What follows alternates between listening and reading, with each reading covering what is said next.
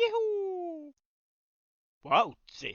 Tuo tapa, jolla Fladersai käyttää häntäänsä, on jotain. Eikä olekin. Toki Rarity voi tehdä kaikenlaista taikuudellaan, ja Twilight voi tehdä sen kielijutun, jonka Celestia on opettanut hänelle, mutta vau!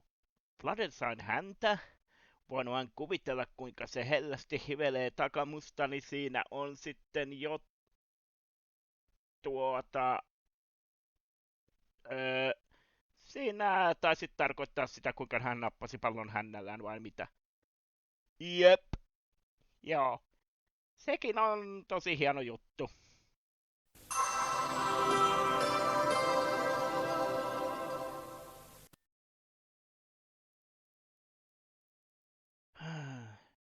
Kaiken sen jälkeen en vieläkään tiedä, keitä oikeat vanhempani ovat.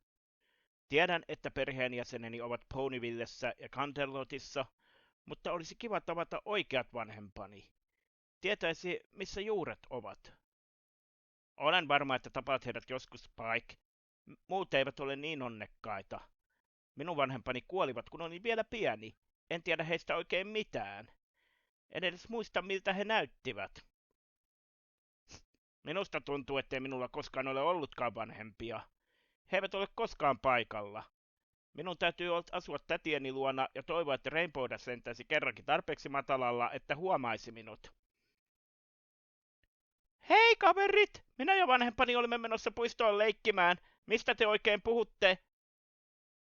Vitsailetko sinä? Huono ajoitus, Speedbell. Todella huono ajoitus. Olen sanaton.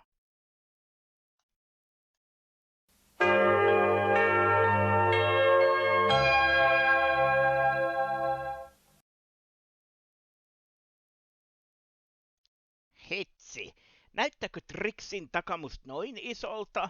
Olen todella tyrmistynyt. Oikeastaan minä pidän näkemästäni, neiti. Harmi, että teidän on istuttava jonkun noin sievän päällä.